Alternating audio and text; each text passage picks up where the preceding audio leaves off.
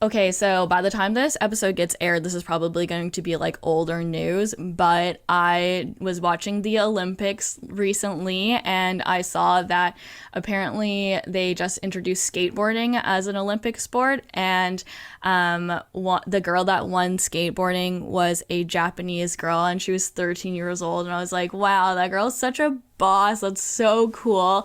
Can you imagine winning a Olympic gold medal at 13 years old? And I didn't know also that Japanese people were good at skateboarding, so that's a fun thing that I've learned also. But anyways, I wanted to bring on some more strong, independent women to the podcast. And of course, this is the HackerNoon Podcast, and my name is Amy Tom.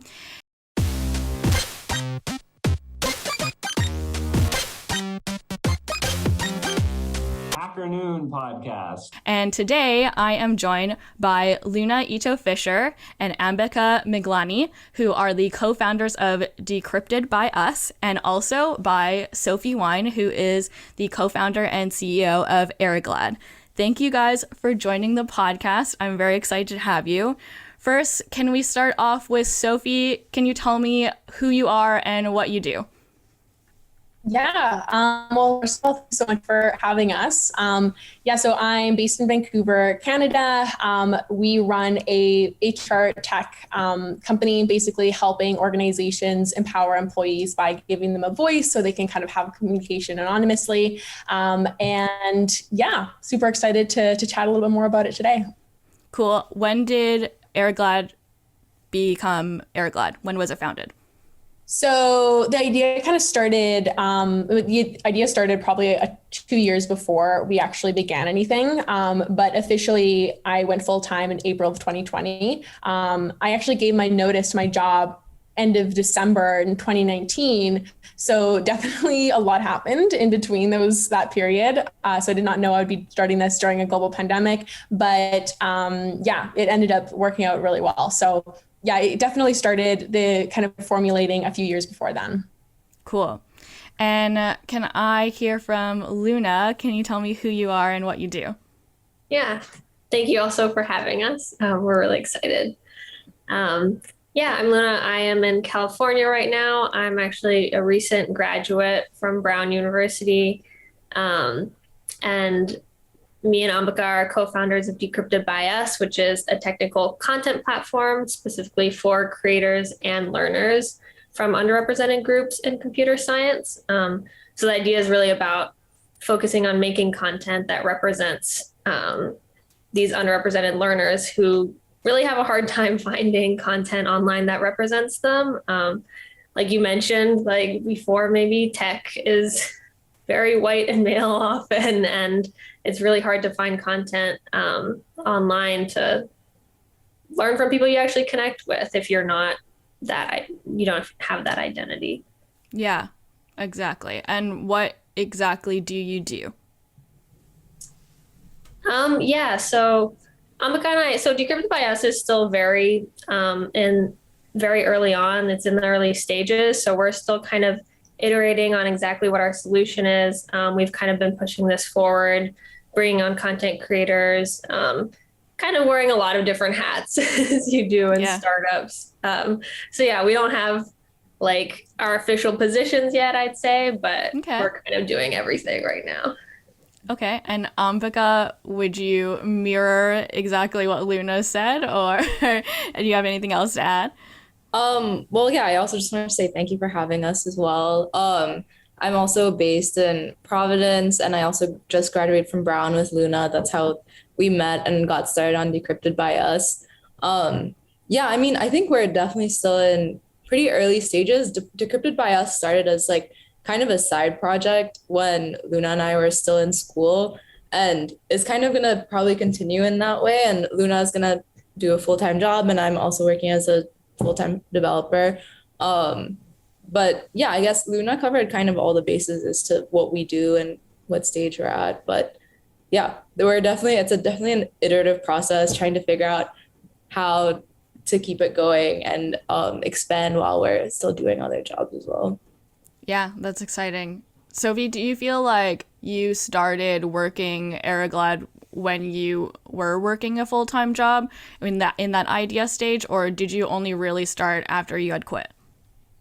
That's a good question. I think I started when I was working, but the idea was so different from where we landed after we went full time. Because I think, like everyone knows who has started a startup, you are iterating constantly. And so I think the more time you spend on iterating, the faster that iteration happens. But I do think it's really important to have that time, maybe part-time while you're kind of formulating it. So you kind of know what direction you're going in ultimately. And so, yeah, I think when we started, the idea for Ariglad kind of started when I was working at a different tech company right out of college. And kind of seeing the worst possible culture in like a tech startup company situation. And then when I was working for cybersecurity with Amy, actually, I was kind of seeing what that industry was really good at, which is giving IT managers an overview of kind of where their devices are, which are at risk, how to mitigate that risk. And I wondered why there really wasn't anything for HR in that capacity as well. Data tends to be very siloed of like surveys over here, one-on-one data over here. And so that's what we wanted to kind of improve on. And so I think being able to iterate with both of those experiences alongside, working there was really helpful before we went full time. Mm-hmm. Yeah, I think I've heard from a lot of different founders that they have worked a little bit on it and that while they've cooked the idea and then gone full time. So that's really cool. And okay, so I want to get to the meat, the nitty gritty, the elephant in the room, which is, of course, what we have briefly touched upon, the fact that tech is very heavily dominated in a white male kind of sense.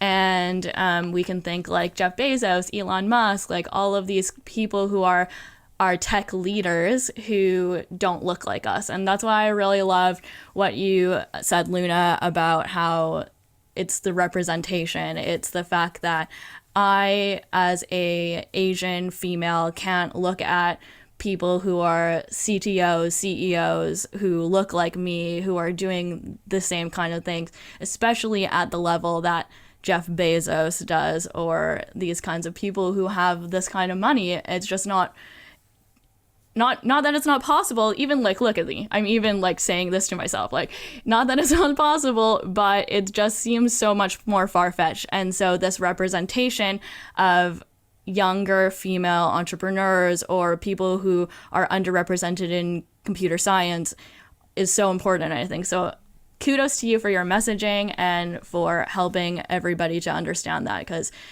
I think it's hard to put yourself in other people's shoes sometimes. Yeah? Mm-hmm. Cool.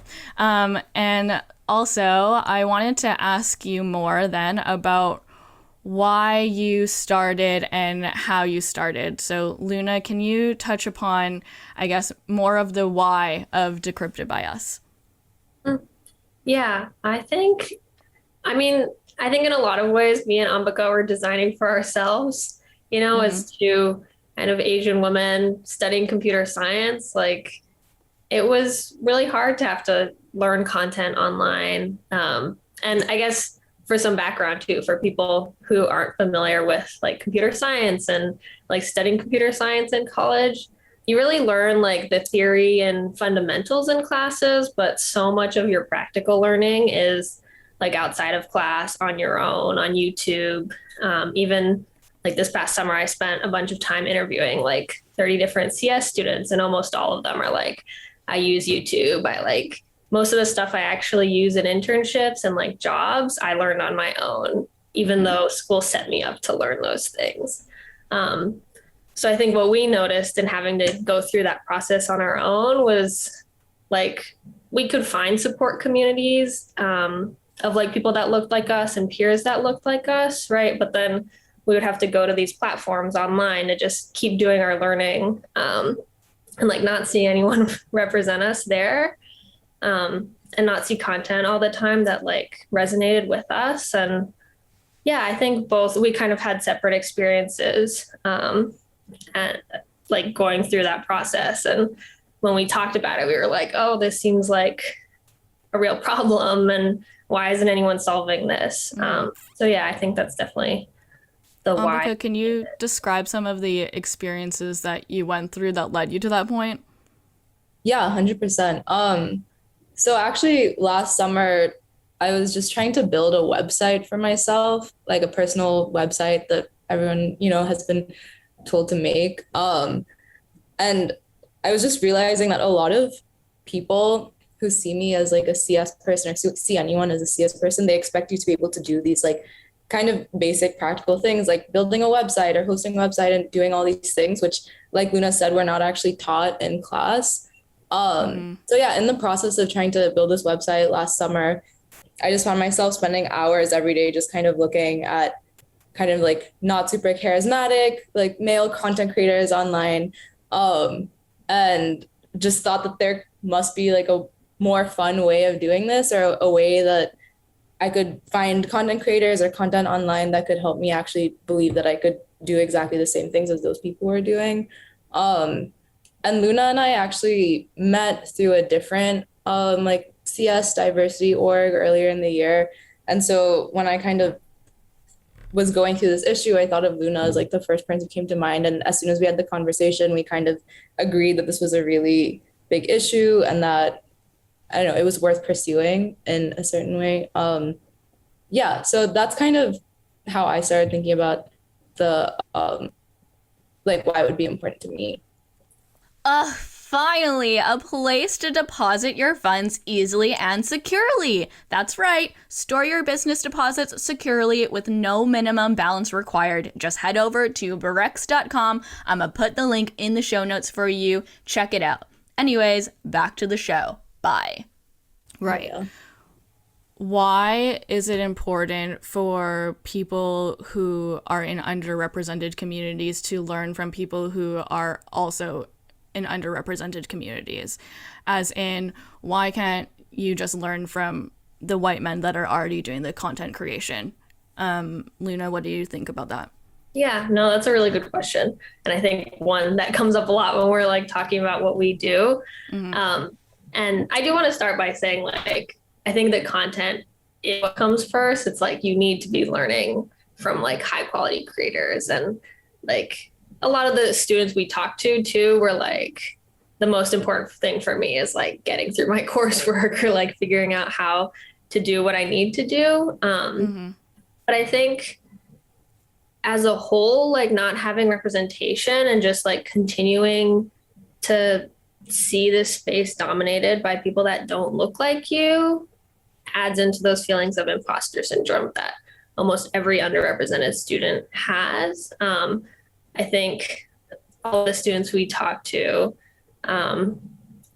would just, talk about these experiences where they didn't feel like they fully belonged, and I don't think it's necessarily always conscious that like, oh, I'm like want to learn from people who look like me. I think it's more the continuous, like just being bombarded by people that don't look like you, not feeling like people that you like people that you are could become or be in that place, of like being a content creator who's like teaching other people or even just going into CS in the first place. So I think it is more about that like bigger picture of representation and creating content that like has more diversity overall. Yeah. I agree with you. And I think I've shared this on the podcast recently, but I think that for me as a young Asian female growing up, it was never presented to me as an option that I could be a CEO. I didn't know that it was a possibility for me. I thought I was always just going to work for someone else, and it was never an option for me as a young female Asian person. Sophie, when did you realize that you wanted to / were going to become a CEO?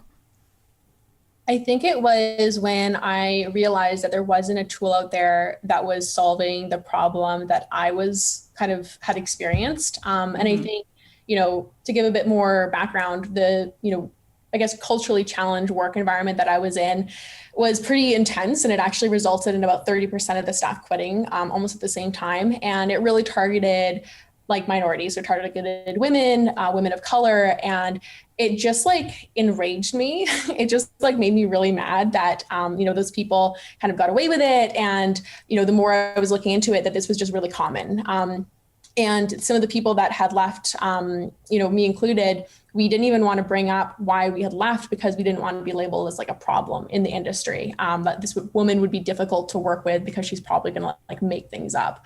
And so that kind of like made me even more like annoyed about this situation.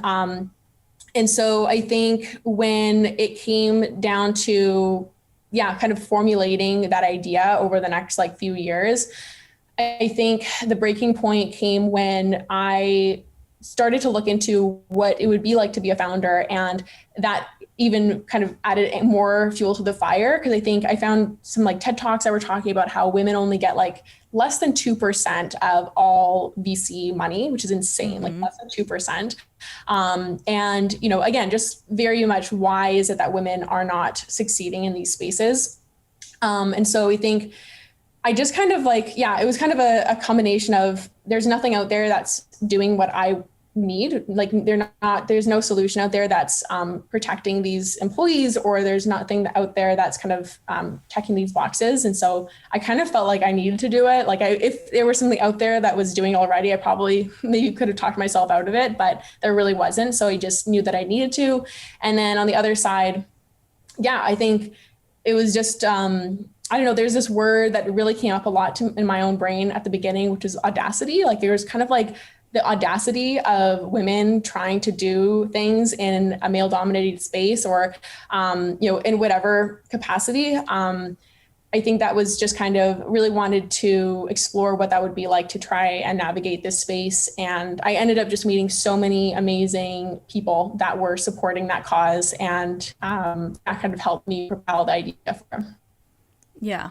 There's a thing that Mindy Kaling says that I love, and she talks about how she was raised with the audacity of a white man, but in an Indian woman's body. And I'm like, yes, I feel that 100%. And I totally agree with you. The idea of women, not just women, but anyone not being able to speak up in an organization and having to be silenced. I remember, I've worked in a lot of different tech organizations that have been very like tech bro-y, and that culture is fine and it suits a lot of people. But for me, I remember I was young, and I didn't have the words to describe that it was a problem. And even if I did say something, I felt like people were always going to be like, oh, that's a joke. Like you're not taking it the right way. You're being foolish, or, just relax. And that kind of culture is not okay. Yeah. So I also appreciate the things that you're working on and giving the voice to underrepresented communities that maybe are not necessarily going to speak up. Cool. So, is there something that you wish that you knew before you started Ambika? Well, there are lots of things. Luna and I have been on a journey. I think one thing that we both kind of realized this summer was trying to figure out whether or not like the problem that you're trying to solve, or like the people who you're trying to help, are actually benefiting from what you're making. So to put in different words, Luna will speak more to this, but when we started, we just kind of started building immediately. We had an idea, we roadmapped it, we found people to do what we need to do, and we started building immediately. And then this summer, we participated, or Luna primarily participated in a program at Brown, which is kind of an accelerator. And like she said, she did like 30 different customer interviews, and we actually realized that maybe there could be a better solution out there for the people who we want to help, and we could be helping them in a more effective way. So that actually turned out to be like a huge, really important thing, kind of a step that we skipped in the process of building super fast. So I think a huge thing that would have been good to know in the beginning is just kind of getting to know who you're trying to help as much as possible, and what they actually need, and also being okay with having a different solution than what you initially thought you wanted to build. I think that's probably one of the biggest things that Luna and I have come to realize in the past couple months, and Luna can speak a lot more to that as well.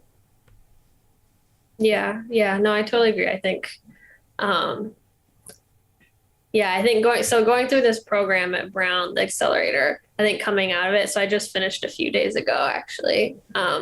Congratulations. Thank you.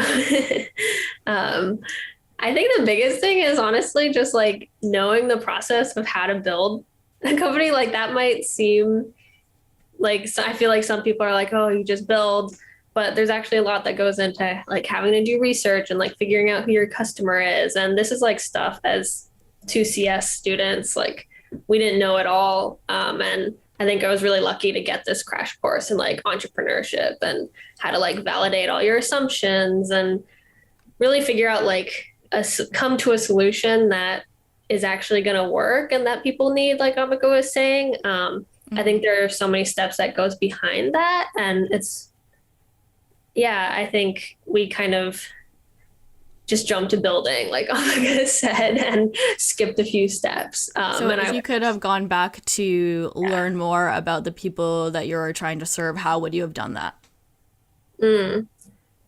Yeah, I think just doing a lot of customer interviews, honestly, that's been one of the most helpful things. Also mentors. We've been really lucky to like get connected with experts who are like Brown alumni, who almost help you skip a few of those steps of like they really know a certain space. So they can kind of shed light on ways like roadblocks you might face in the future because they've been through it before. So I think just like, that like networking aspect almost. So like learning as much as you can before you go into building. I think that's what I would have done if I started again. Mm-hmm. Has that been your experience with Ariglad, Sophie? Yeah, I would about your audience. Mm-hmm. Definitely would agree with everything. With everything that you guys just said. I think there's this notion, especially in like the Silicon Valley, of like fail fast and just kind of break things. And I think I agree with that to a certain extent. But I think if you are too all in with that, just kind of failing fast, you just end up failing in general. And so I think having systems in place where you are, taking in data, you're assessing it, you're building based off of that, you're, kind of measuring the success based on data, and then going from there is a much more successful approach long term. And I think that's really complicated. And so I also really second the need for mentors is key. And I think access to mentors is actually a huge aspect of this. Like if you look at successful leaders in business and in tech, they have had access to those types of mentors. And so I think it's all about, and not only accessing people that know the industry that you're in really well, but also that can connect you to more people is really, really important. Mm-hmm. How important do you think it is to have a mentor that resembles who you are? Super important, I think.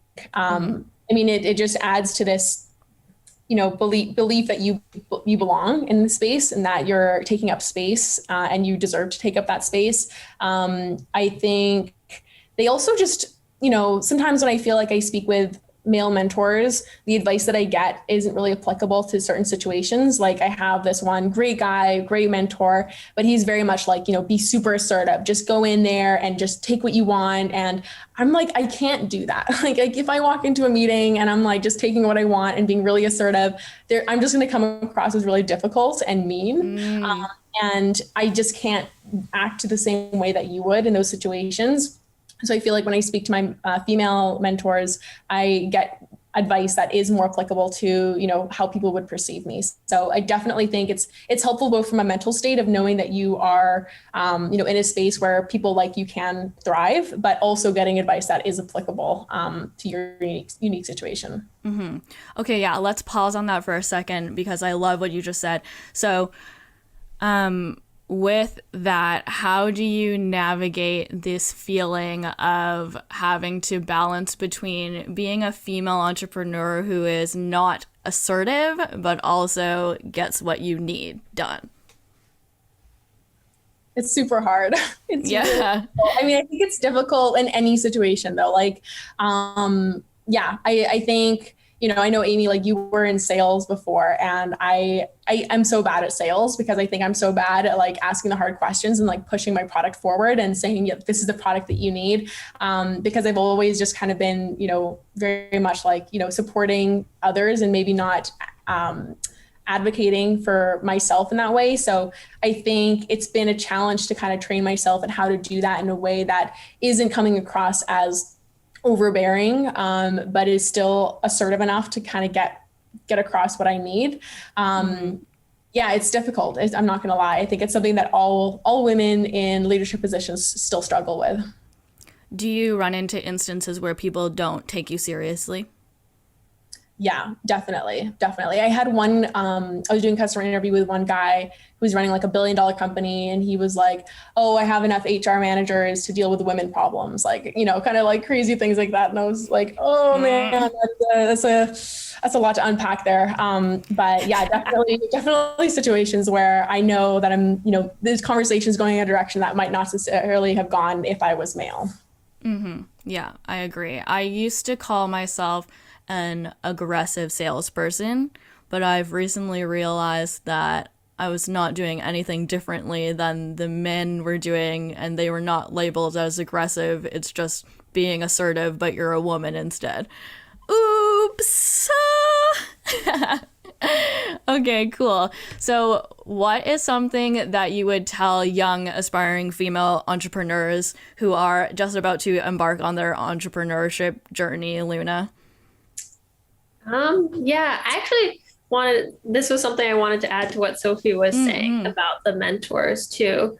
I think mentorship is a huge thing, just like networking, talking to people, learning, kind of just using the whole process as like a learning experience, I think is one thing that's really helped like make this a more sustainable journey for me, especially. I think there is a big difference between just like being motivated about building and the outcomes and kind of like putting time into doing this more sustainably and just like learning as much as you can.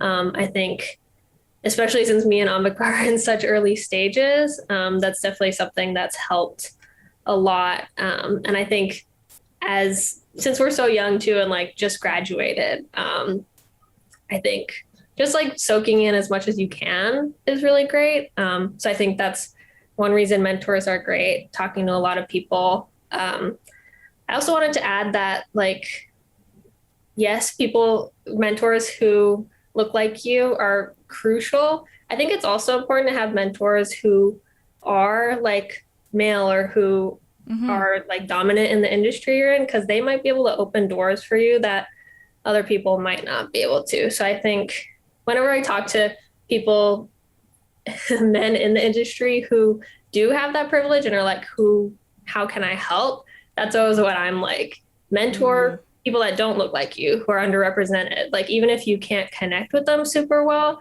you can you have a network that someone else who's underrepresented might not have. I think just like finding a really diverse range of mentors is important. Yeah, I agree with you. And let's touch on the flip side of this coin, which is to say that like when we talk about building up women and young women, it's not to say that we think that white men and men are not smart or not good or not successful. It's that there are other people too that need this kind of representation that white men are already getting. So we're building up underrepresented communities because they are underrepresented and they deserve a voice as well. So not to say that white men are not as smart or as powerful or whatever, but we are trying to build up a different community for more diversity and more diversity of power and wealth, I think. Absolutely. Cool. Ambika, what would you tell a young female aspiring entrepreneur? Yeah, I think my response would be kind of along the same lines as what's already been said. I think something that's really important in general as you're kind of like leaving college or like trying to start your own thing or just entering any job really is just learning how to speak to a variety of different people, which I guess is what Luna said. But yeah, just trying to really understand what drives them, and like how to be empathetic to lots of different people, because you will end up having to work with a huge range of people with different needs, and it is important to be able to talk to them and listen to them and kind of have productive conversations. So even though it may be stepping outside of your comfort zone for maybe specific types of people or conversations, I think it's really important to still try and meet those people, still try and push through those conversations, and just try and just practice talking to lots of people. And yeah, I think that's just something that is super helpful for whatever you're doing and translates really well when you're trying to build something for yourself or create a team, or like manage, I know, issues that may come up in a team. I think it's just a really important thing to practice, which we're all still practicing constantly. When you talk to a variety of people, you get a variety of answers. You get more diversity of your understanding of the way the world works and what other people need. I agree. Cool. Sophie, what would you tell a young aspiring female entrepreneur? I would definitely just kind of harp on the mentorship. I think the mentorship is really where it all starts. Like if you are creating something in a vacuum, you're going to create something that potentially no one needs, because you haven't gotten enough advice and you haven't gotten enough insights from other people. And yeah, I think it's just really key to also, kind of second that need to not only have only mentors that, look like you, but get mentors that really represent the industry that you're trying to get into, that have also the skill sets that represents the industry that you're trying to kind of get into. And I think that self-advocacy is super key. Like, I think one of the best things that I did was, so when I started Ariglad, I literally began at the beginning of lockdown. And I had planned on like all these conventions. I had almost booked a flight to San Francisco to like meet all these people. And so I found myself at this table, just like realizing that none of that was going to happen. So I basically created this like message, and then I would go on Slack to all of these Slack kind of focused industry groups, and would find people, look them up on LinkedIn. And if they were someone I would want to connect with, I would create like a custom message and then just send it to them. And I would send like, dozens every day. And that really allowed me to connect with people in that space. But it required a lot of self-advocacy. And I had to harp on the things that made me unique, which was that I was female, that I was young. And those are things that, maybe some would say you should not kind of focus on, but I would definitely take the opposite. And yeah, because people want to help, and, the mentors that you want to connect with recognize that people like that need the extra boost. And so I would definitely be not afraid to play every card that you have. And if you're not a straight white male that has money and, went to an Ivy League school, then if you don't have any of those characteristics, just make sure that you're leveraging that to get into rooms that you may not necessarily have gone into otherwise. Yeah, definitely. And when you're selecting what kind of mentors you're looking at, what kind of job titles do they have? I think leaders, like, I think it's very general in terms of leadership. Like, I'm in HR tech, so chief people officers are great. People that are leaders in HR, leaders of organizations is great. But I think, it's basically depends on your industry. And I would also just ask your existing mentors, if you get one or two, saying, hey, who do you think I need, now that you kind of know my situation, who do you think I need to speak to? Do I need more technical insight, or do I need more, relationship insight? Basically making sure that you're coming up with a roster of mentors and advisors that are balanced to kind of succeed. Okay, now after you get your roster of mentors, how do you derive value from them? Yeah, that's a really good question as well. I think being really specific as well. So I would like to create a cadence. So I like to say, hey, let's meet like once a month or whatever. And really kind of drive home what I want from you. So, do I want design advice? Do I want, connection advice?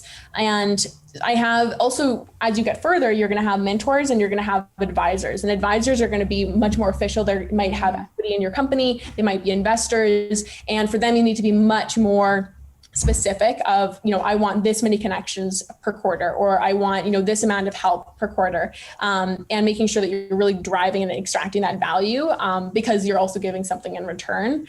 And so I think yeah, and I think that kind of evolution happens naturally as you connect with mentors and you realize, okay, if you really believe in me and we really connect and you're giving this much value, I would like to take that to the next level. And I think that's where the magic really happens.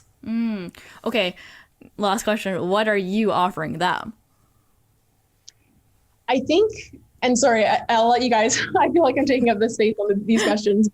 I think, you're offering them a couple of things. So I think number one is the opportunity to get into a startup really early. That's obviously going to become a multi-billion-dollar company later on. Obviously. You're also, obviously. And the other thing is, title, that this is something that they often will add into their LinkedIn, that they are an advisor for X company, and that does add some cachet. And, to be frank, again, you're a female-led company. This is a unique aspect of this industry. And to be honest, a lot of people and prestigious people want that as well. They don't only want to be advisors for that typical white male experience. They want to be able to say, hey, I'm also supporting this the demographic as well. You need to make sure that they actually are supporting it and it's not just lip service, because there are some advisors that are just interested in flopping onto their LinkedIn. But definitely you're offering a lot in return, just in terms of, everything that comes with the title of advisor, as well as, of course, getting actually a multi-billion-dollar company in the future. Mm-hmm. Ambika, have you had any different experiences with how you derive value from your mentors? I think everyone has their own perspective on what we're doing and what they think will work best for us. So I think it's really about picking and choosing kind of like what advice you take from each person. So for example, one of our mentors, has experience in the tech publishing media space. So we know that they have a lot of connections to do with that and a lot of insights about like what kind of material works, like how to acquire customers and that sort of thing. Someone else we talked to was just kind of more in like the media space, not so much about tech, not so much about diversity and inclusion, but they made a couple really good points about how we need to like be more specific about our value proposition.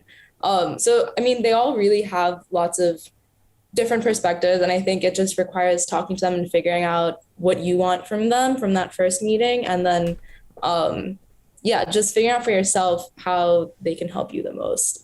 Just because they come in like so many different shapes and forms, and not everyone can, like, not 100% of every single mentor's advice can or should be applicable to what you're doing. And I think an important thing is definitely acknowledging, that these people have so much experience and they're going to give you a lot of valuable insight, but also just being strong or certain about what you also want to achieve and not kind of getting lost in that advice. And I think that's something that we're continually working through, and is definitely like a long-term kind of journey, just figuring out what kind of advice you want to take. Yeah, that's a great point, because I think that females tend to seek advice from other people and validation from other people instead of just knowing themselves what's right or wrong. So at a certain point, you got to make the decision. Yeah, I like that. Cool. Okay, so the last question that I have is, because I think a lot of our audience is white, millennial, and male. And so what would you say to those people who maybe don't believe that you can be a female CEO, Luna? That's a hard question. Sorry. Curveball. I don't know. I'd honestly be surprised if people like really thought we couldn't be female CEOs. Really? I don't know. I guess maybe I'm in a bubble, but I don't know. I mean, that's what we are. It's not, I feel like it's not that we can't be CEOs, it's that you can't be a successful CEO. Or like, you know what I mean? Yeah. Sophie, what would you say? I mean, that's definitely a pretty low bar. I'm like, if we're starting with you not believing that there's any way that there can be a successful CEO, that's again, a lot to unpack there. I think what I've seen more often actually is the belief that the discrimination that female founders experience isn't real or it's valid. Oh, That's what I yes. Okay, that's what I'm trying to say. Yes. like, 100%. I think I mentioned to someone that, that 2% only gets, females get the venture capital funding. And they were like, oh, well, that's probably, basically they were like, oh, well, males are so much better at math and computer science. So it's probably valid that that's how it is. And I was just, that's what I hear. Yeah. That's what I hear more. Okay. Rather than there's no way that this can happen. It's more, oh, well, the barriers that exist are probably there for a reason. Okay. And what do you say to that? I mean, again, that's so much to unpack. we need to have like a series of podcasts to kind of just like. So we'll do another 45-minute episode now, Justin. Exactly. I think it comes down to education. Like, if I'm speaking with someone and they're not interested in learning about that problem and understanding why those barriers exist, then that's just, it's just going to take too much time. It's a dead end. You need to be wanting to learn. But I think to anyone that is listening and is thinking, I don't really believe that these barriers exist, I feel like it's a very equal playing field. I would just say, if you were really going to stand your ground on that, make sure you do the research and make sure that you're reading the reports and you're, learning these different perspectives and educating yourself before you come to a conclusion based on only your own experience. Yeah. Ambika, what would you say? Well, I mean, we're really talking about like a systemic issue here. Like it's really at the core of what all of us are trying to do is trying to break that perception down. And I think like it really comes down to like when you're in school, honestly, like boys first like think that girls can't do the same things as them. Like it comes down to so many different things and like so many different facets of life that it's just it's very difficult to just say to a male friend who's kind of doubting you or like a male colleague or counterpart that you can do exactly what they're doing, because it's just like years of buildup of this perception that we can't. And so I think I would just honestly tell them to like go to like their best female identifying friend and like tell them that they can't succeed in life and then see how they feel about that, because that's essentially what you're doing. And I think it's just all about putting it into perspective. Like a lot of, I don't know, maybe male identifying people who are close to their moms, like they see how much, work their moms do, and they see how like they, maybe if they like have a good relationship with them, they like perceive them as really like strong women, but then they look at their female colleagues and don't see the same thing. I think it's like like it's just about putting that interaction into context. And I don't know, it's very difficult to teach someone to like believe in you or like teach someone to believe in like female founders in general. I think it's just about like showing rather than telling. And like Sophie said, like there's a lot of research, and as long as like we're informed about that research and can like have those conversations or have like examples of like, strong female founders to, talk to them about, I feel like that's the best thing that we can do in that immediate context. But I mean, obviously in the grander scheme of things, that's what we're trying to do every single day, is just kind of like break down that barrier in various ways. Yeah. Exactly. All right. Great. Well, thank you guys so much for coming to the podcast. I really appreciate your time. Let's go break some glass ceilings. Sophie, if we want to find you and your work, where can we look online? Yeah, you can just find Ariglad at ariglad.com. So ARIGLAD. And then, if you want to add me on LinkedIn, just Sophie Wyne, WYNE. Great. Ambika, where can we find you and what you're working on online? Yeah, sure. So my LinkedIn is just my name, Ambika Miglani, and then Decrypted by Us has a YouTube channel as well as an Instagram page and LinkedIn and Facebook. If you look up Decrypted by Us in any one of those platforms, you'll find us. And Luna, where can we find you online? Yeah, you can find me on LinkedIn also. It's just Luna Ito-Fisher. Okay, great. And you can find HackerNoon online at HackerNoon, LinkedIn, Facebook, Instagram, Twitter. We're We're all there. If you like this episode of the podcast, don't forget to like, share, and subscribe to it. And also, don't forget that these guys are nominated for Startup of the Year. So go to the Startup of the Year in Vancouver and Startup in the Year in Providence, Rhode Island to vote for these guys. I will put the link in the description of this episode. Thank you very much for watching/listening. Stay weird, and I'll see you on the internet. Bye-bye.